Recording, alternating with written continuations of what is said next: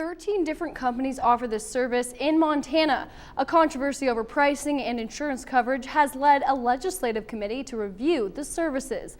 Frustration from patients, air ambulance companies, and insurers spilled out at a committee hearing earlier this month. It's the experience no one wants to encounter, having to be life-flighted to a far-off hospital to receive the care you need to survive. The high cost of the air ambulance service has created enough controversy between insurance and life flight companies to lead to a legislative committee to review this service. I think that all parties sense some level of frustration that they couldn't enter into business relationships with the other parties.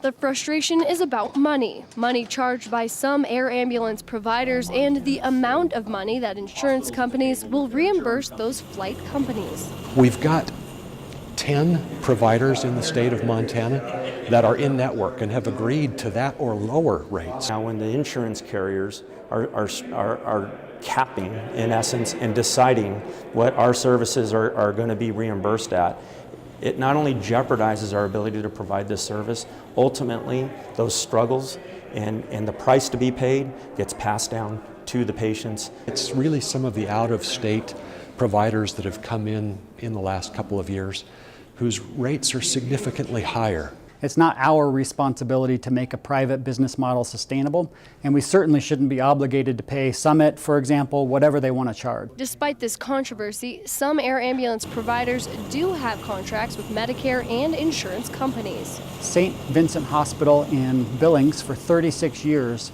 has provided this service, air ambulance in Montana. St. Vincent's chief financial officer told the legislative committee that they've operated successfully. At a slight profit, and so it's not that we're losing money. However, because some services don't have agreements with insurance companies, they offer their own plan.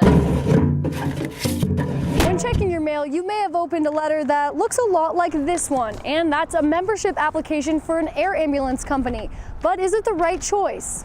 Some people who have used an air ambulance service say they don't think it's worth the extra money. I would not suggest to anybody to just go out and get a life flight membership because you don't have that guarantee that that's who's going to fly you. But I have to pay on top of that another $60, $70, sometimes $100 annually so that I don't get balance billed, when that's why I have insurance in the first place. These are just some of the issues that the interim legislative committee is grappling with, trying to address the concerns of the air ambulance providers while protecting the patient. Given the task of coming up with some sort of framework or network that would allow these entities to operate and also protect the Montana consumers.